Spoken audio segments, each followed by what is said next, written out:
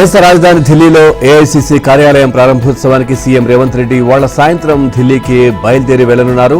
కుటుంబ సమేతంగా వెళుతున్న ఆయన బుధవారం ఉదయం 10:30 గంటలకు జరిగే ఏఐసీసీ కార్యాలయం ప్రారంభోత్సవంలో పాల్గొంటారు.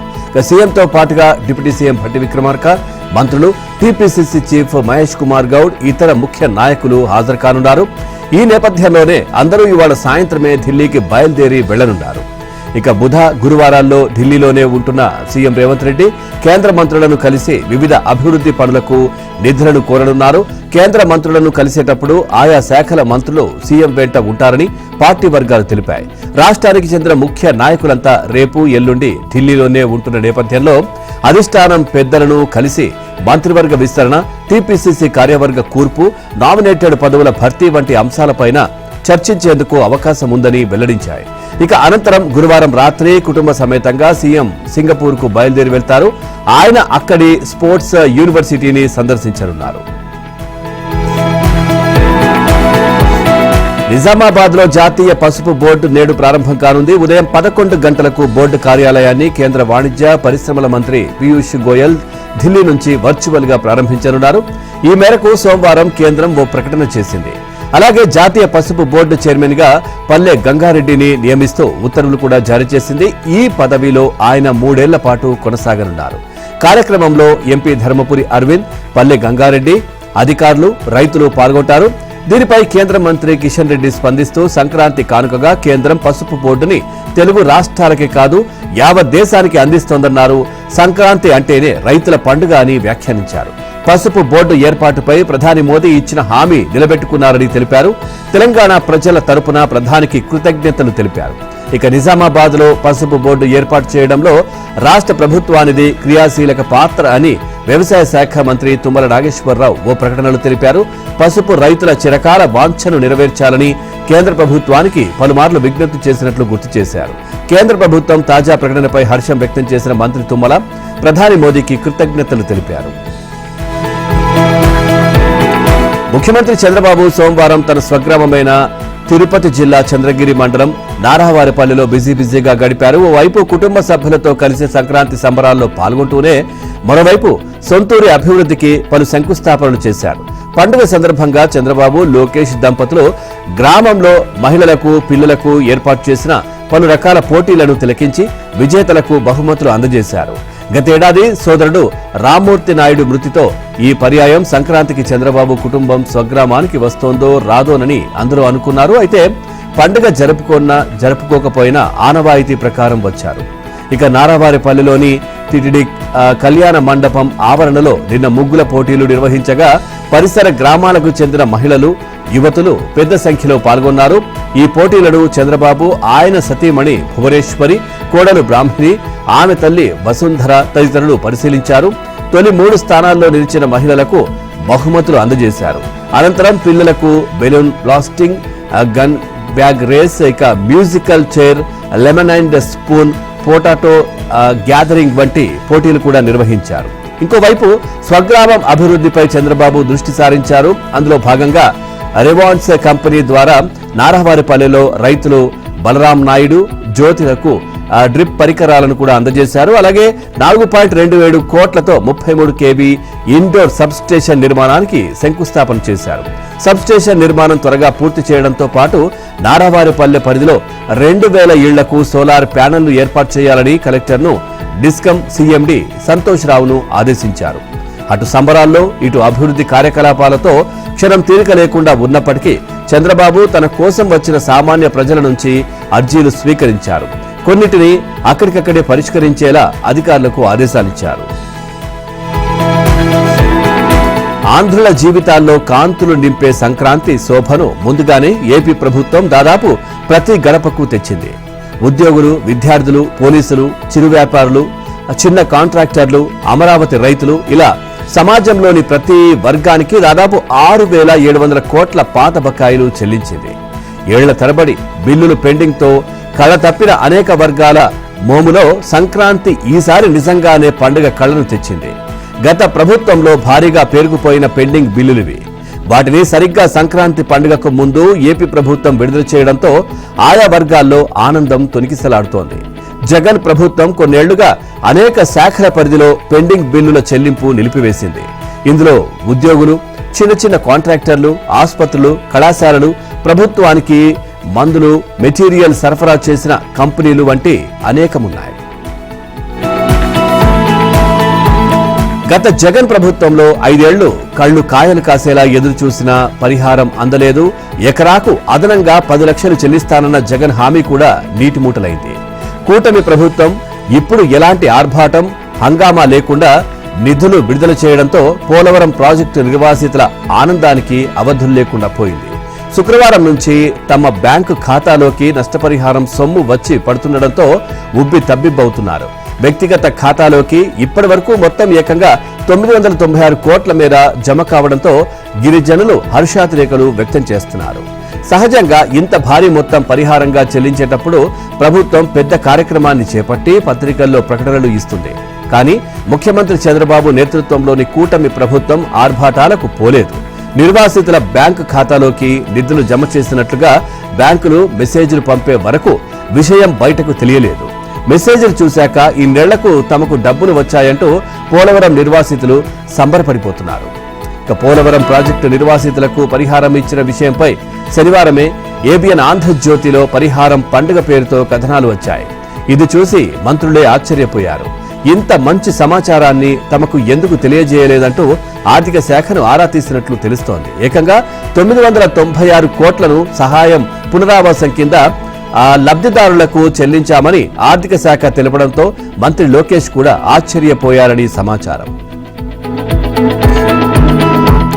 పెట్టుబడులంటేనే తెలంగాణ అనేలా ఉండాలి, అందుకు తగ్గట్లుగా మన ప్రణాళికలను రూపొందించాలి అని ముఖ్యమంత్రి రేవంత్ రెడ్డి అన్నారు. పెట్టుబడులకు గమ్యస్థానంగా ఇప్పటికే దేశంలో అందరి దృష్టిని తెలంగాణ ఆకర్షిస్తోందని చెప్పారు. ఇక విదేశీ కంపెనీలు కూడా రాష్ట్రంలో పెట్టుబడులు పెట్టేందుకు అనుకూల వాతావరణం ఉందన్నారు. దావోస్ పర్యటన సందర్భంగా ప్రపంచ ఆర్థిక సదస్సులో మరిన్ని కంపెనీలను ఆకర్షించాలి అని చెప్పారు. ఈ నెల 20 నుంచి ఆయన దావోస్ కు వెళ్లనున్నారు. అంతకంటే ముందు సింగపూర్ లో పర్యటిస్తారు. ఈ నేపథ్యంలో గత ఏడాది దావోస్ లో జరిగిన WEF లో కుదుర్చుకున్న ఒప్పందాలు, వాటి పురోగతిపై సీఎం ఉన్నత స్థాయి సమీక్ష నిర్వహించారు. ఈ సమీక్షలో గతేడాది దావోసు ఒప్పందాల మేరకు ప్రాజెక్టులు ఏ దశల్లో ఉన్నాయి, ఎన్ని ప్రారంభమయ్యాయి అనే వివరాలను సీఎం రేవంత్ అధికారులను అడిగి తెలుసుకున్నారు. ఆయా ప్రాజెక్టుల పురోగతిపై సంతృప్తి వ్యక్తం చేశారు. ముఖ్యమంత్రి రేవంత్ రెడ్డి ఈ నెల 16 నుంచి 19 వరకు సింగపూర్, 20 నుంచి 22 వరకు దావోసులో పర్యటించనున్నారు. ఆయన వెంట మంత్రి శ్రీధర్ బాబు ఉంటారు. సింగపూర్ లో స్కిల్ యూనివర్సిటీతో ఒప్పందాలు చేసుకుంటారు. దాంతోపాటు పలు సంస్థలతో పెట్టుబడులపై సంప్రదింపులు జరుపుతారు. దావోసులో జరగనున్న WEF సందర్భంగా ప్రవాస భారతీయులతో భేటీ కానున్నారు. గత ఏడాదితో పోలిస్తే ఈసారి మరిన్ని పెట్టుబడులను ఆకర్షించేలా ముఖ్యమంత్రి రేవంత్ రెడ్డి ప్రణాళికలను రూపొందించినట్లు తెలుస్తా ఉంది. కుంటి సాకులు చెబుతూ రైతులు, వ్యవసాయ కూలీలకు కాంగ్రెస్ కుచ్చుటోపీ పెట్టిందని సిద్దిపేట ఎమ్మెల్యే హరీష్ రావు అన్నారు. ఎకరం లోపు భూమి ఉన్న ప్రతి ఒక్కరికి ఇందిరమ్మ ఆత్మీయ భరోసా ఇవ్వాలని డిమాండ్ చేశారు. సంగారెడ్డిలో ఎమ్మెల్యేలు చింతా ప్రభాకర్, మణిక్రావు, DCMS చైర్మన్ శివకుమార్లతో కలిసి ఆయన మీడియాతో మాట్లాడారు. రాష్ట్రంలో ఎకరం లోపు భూమి ఉన్న రైతులు 24.57 లక్షల మంది ఉన్నారన్నారు. ఇందులో ఎక్కువ శాతం దళితులు, గిరిజనులు, బీసీలు ఉన్నారని చెప్పారు. ఇందిరమ్మ ఆత్మీయ భరోసా అంటే వారి కడుపు కొట్టడమేనా అని హరీష్ ప్రశ్నించారు. రాష్ట్రంలో 1 కోటి మంది వ్యవసాయ కూలీలు ఉండగా 10 లక్షల మందికే ఇందిరమ్మ ఆత్మీయ భరోసా ఇస్తామని ప్రకటించడం సిగ్గుచేటన్నారు. 90% మంది కూలీలకు రకరకాల కారణాలతో ఆత్మీయ భరోసా ఎగ్గొట్టే ప్రయత్నం చేయడం విచారకరమని చెప్పారు. కాంగ్రెస్ సర్కార్ అడుగడుగునా రైతులను దగా చేస్తోందని ఆరోపించారు. మహబూబ్ నగర్ జిల్లాలో రైతు విజయోత్సవాల్లో భాగంగా నవంబర్ 30న సీఎం రేవంత్ రెడ్డి రుణమాఫీ కోసం 2750 కోట్ల రూపాయల చెక్కులను విడుదల చేశారని, ఆ చెక్కుకే దిక్కులేదని హరీష్ రావు ఎద్దేవా చేశారు. తెలంగాణలో కొత్త రేషన్ కార్డుల మంజూరుకు సంబంధించిన మార్గదర్శకాలను ప్రభుత్వం విడుదల చేసింది. ఈ నెల 26 నుంచి పౌర సరఫరాల శాఖ ఆహార భద్రతా కార్డులు జారీ కానున్నాయి. దీంతో దీర్ఘకాలంగా అపరిష్కృతంగా ఉన్న వినతుల పరిష్కారం దిశగా సర్కారు ముందడుగు వేసింది. కేబినెట్ సబ్ కమిటీ సిఫార్సులకు అనుగుణంగా లబ్ధిదారుల ఎంపిక ప్రక్రియ జరగనుంది. దరఖాస్తులను నిశితంగా పరిశీలించిన తర్వాత కుల గణన సర్వే ఆధారంగా రేషన్ కార్డులు లేని కుటుంబాల జాబితాను జిల్లా కలెక్టర్ జీహెచ్ఎంసీ కమిషనర్ కు క్షేత్రస్థాయి పరిశీలన నిమిత్తం పంపిస్తారు. ఇక మండల స్థాయిలో ఎంపీడీఓ, యూఎల్బీలో యూనివర్సిటీ కమిషనర్ ఈ మొత్తం ప్రక్రియకు బాధ్యులుగా వ్యవహరిస్తారు. ముసాయిదా జాబితాను గ్రామసభ, వార్డులో ప్రదర్శించి చదివి వినిపించి చర్చించిన తర్వాత ఆమోదం లభించనుంది. రేషన్ కార్డుల్లో చేర్పులు, మార్పులు జరగనున్నాయి.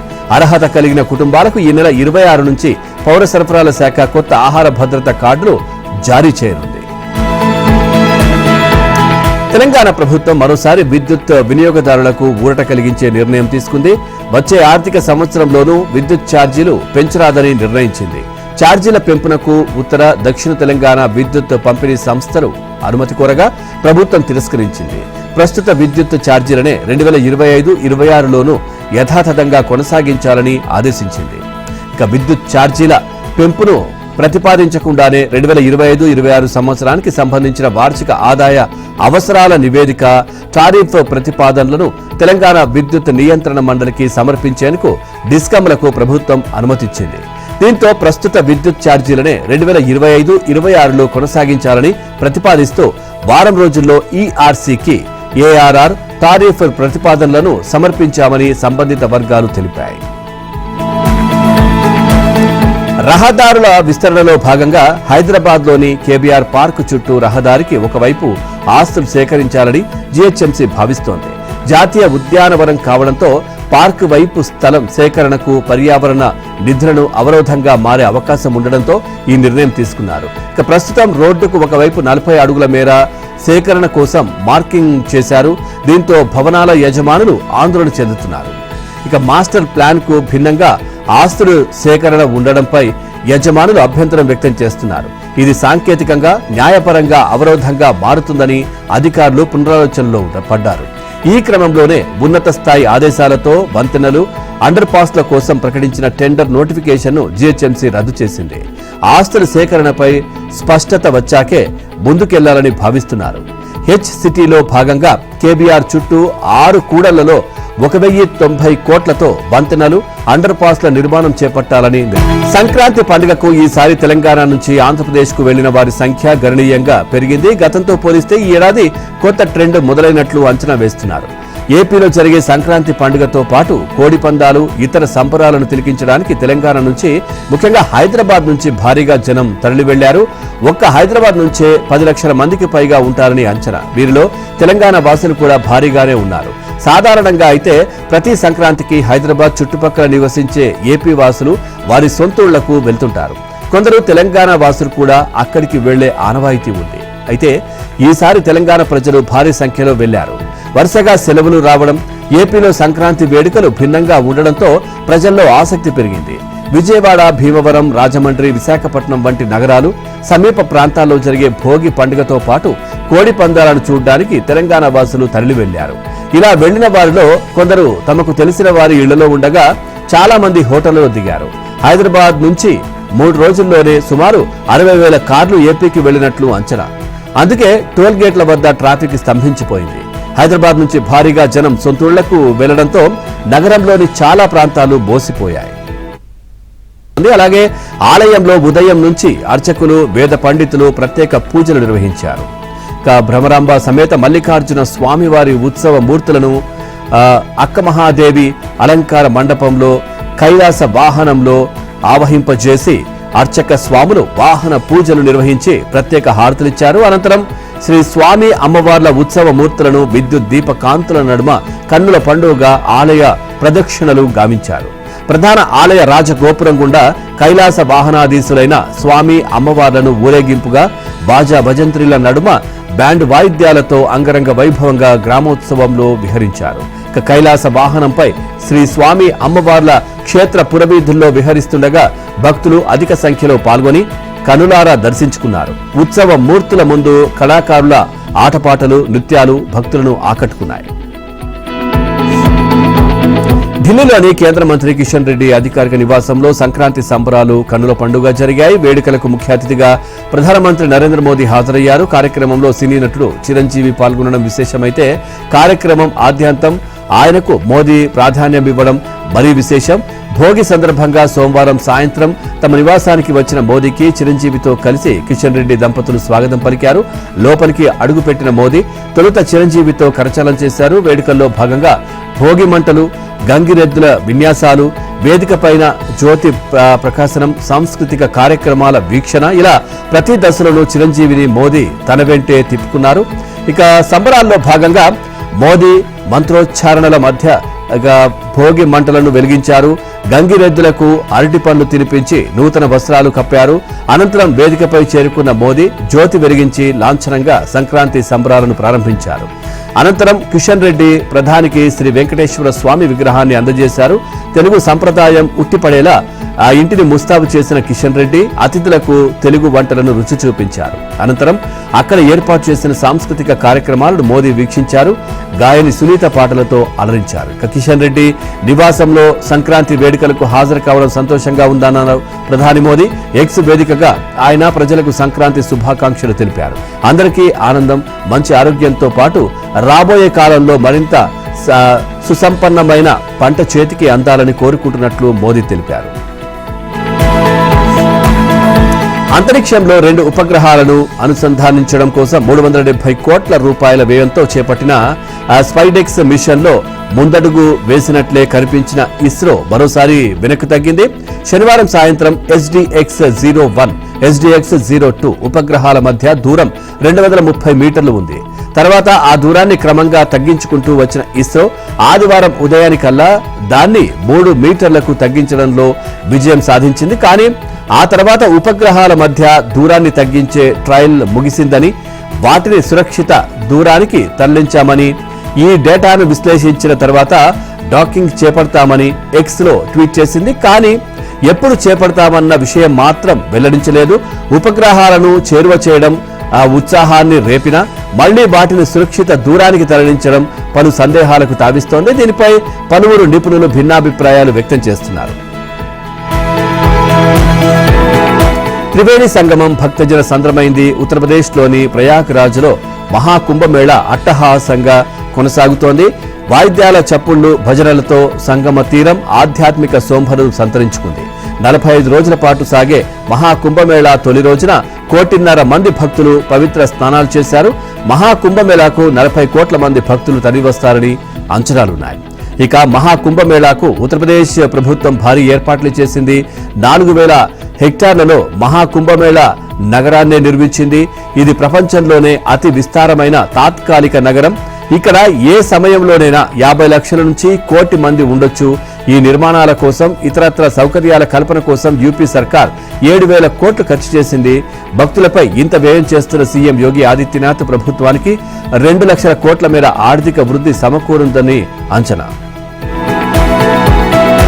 మకర సంక్రమణ సమయంలో కాంతమలైగా పిలిచే పొన్నాంబల మేడునిపై జ్యోతి రూపంలో దర్శనమిచ్చే హరిహర పుత్రుడు అయ్యప్ప స్వామి దర్శనానికి భక్తజనం శబరి కొండలకు తరలి వస్తున్నారు. 1999లో హిల్ టాప్ తొక్కిసలాట, 2011లో పులిమేడ్ దుర్ఘటనల నేపథ్యంలో ఎలాంటి అవాంఛనీయ సంఘటనలు చోటు చేసుకోకుండా మకర వేళకు రోజున భారీ బందోబస్తుకు కేరళ సర్కార్ ఏర్పాట్లు చేస్తోంది. ప్రస్తుతమున్న భద్రతకు తోడు అదనంగా 5,000 మందిని మోహరించనుంది. ఈ సీజన్ ప్రశాంతంగా ముగిసేందుకు పలు ప్రాంతాల్లో వాహనాలు, భక్తులకు నిషేధాజ్ఞలు విధించినట్లు పథనంతిట్ట కలెక్టర్ ఎస్ ప్రేమ్ కుమార్ తెలిపారు. ఇక్కడ ఉన్నది మోదీ, మాటిస్తే తప్పాడంటే అని ప్రధాని మోదీ అన్నారు. ఇక జమ్మూ కాశ్మీర్ కు పూర్తిస్థాయి రాష్ట్ర హోదా ఇవ్వాలని ఆ కేంద్ర పాలిత ప్రాంతం సీఎం ఒమర్ అబ్దుల్లా చేసిన వినతిపై ఆయన స్పందిస్తూ ప్రతి దానికి ఓ సమయం ఉంటుందన్నారు. సరైన సమయంలో సరైనవే జరుగుతాయని స్పష్టం చేశారు. నేను జమ్మూ కాశ్మీర్లో పర్యటించిన మోదీ పలు అభివృద్ధి ప్రాజెక్టులను ప్రారంభించారు, శంకుస్థాపనలు కూడా చేశారు. ముఖ్యంగా గంధర్బల్ జిల్లా సోరా మార్గ్లో శ్రీనగర్ లేహ్ జాతీయ రహదారిపై 6.4 కిలోమీటర్ల పొడవున్న నిర్మించిన జడ్మోర్ సొరంగాన్ని ఆయన ప్రారంభించారు. లోపలికి వెళ్లి పరిశీలించారు. సొరంగం నిర్మించిన కార్మికులతో మాట్లాడారు. ఆ సందర్భంగా అక్కడ ప్రజలను ఉద్దేశించి ప్రసంగించారు. అయోధ్యలో రామ మందిరం ప్రతిష్టాపన రోజునే భారత నిజమైన స్వాతంత్రాన్ని పొందిందని ఆర్ఎస్ఎస్ చీఫ్ మోహన్ భగవత్ అన్నారు. అందుకే ప్రతిష్టాపన రోజున ప్రతిష్ట ద్వాదశిగా జరుపుకోవాలని ఆయన పేర్కొన్నారు. భారత శత్రువులతో ఎన్నో శతాబ్దాల పాటు పోరాడిందని గుర్తు చేశారు. అయితే రామ మందిర ఉద్యమం ఎవరిని వ్యతిరేకించడానికి ప్రారంభించింది కాదన్నారు. దేశం తనను తాను మేల్కొల్పుకోవడానికి చేసింది మాత్రమేనని చెప్పారు. తద్వారా భారత్ తన కాళ్లపై నిలిచి ప్రపంచానికి మార్గం చూపుతుందన్నారు. రామ మందిర ప్రతిష్టాపన సందర్భంగా దేశంలో ఎలాంటి అసమ్మతి చోటు చేసుకోలేదన్నారు. వెనుకబడిన వర్గాలు, ఎస్సీ, ఎస్టీలు, మైనార్టీలకు వారి హక్కులు దక్కాలని ప్రధాని నరేంద్ర మోదీ, అరవింద్ కేజ్రీవాల్ కోరుకోవడం లేదని కాంగ్రెస్ అగ్రనేత రాహుల్ గాంధీ ఆరోపించారు. అందుకే కులగణనపై వారు మౌనంగా ఉన్నారని విమర్శించారు. ఢిల్లీ అసెంబ్లీ ఎన్నికల వేళ సీలంపూర్లో నిర్వహించిన జై బాపు, జై భీమ్, జై సంవిధాన్ సభలో రాహుల్ ప్రసంగించారు. కాంగ్రెస్ ను గెలిపిస్తే గతంలో మాదిరి అభివృద్ధి చేపడతామని, తాము చేయగలిగినది ఆప్, బీజేపీలు చేయలేవని అన్నారు. ప్రధాని మోదీ ఆప్ జాతీయ కన్వీనర్ కేజ్రీవాల్ ను ద్రవ్యోల్బణాన్ని తగ్గిస్తామని హామీ ఇచ్చారు. కానీ ఈ విషయంలో విఫలమయ్యారు. దేశ రాజధానిని పరిశుభ్రంగా మారుస్తారని, ప్యారిస్ మాదిరిగా తీర్చిదిద్దుతారని, అవినీతిని నిర్మూలిస్తారని కేజ్రీవాల్ గతంలో చెప్పారు. కానీ క్షేత్రస్థాయిలో కాలుష్యం, అవినీతి, అధిక ధరలు వేధిస్తున్నాయి. ప్రధాని మోదీ తప్పుడు వాగ్దానాల మాదిరే ఢిల్లీ మాజీ సీఎం కూడా అదే ప్రచార వ్యూహాన్ని అనుసరిస్తున్నారు.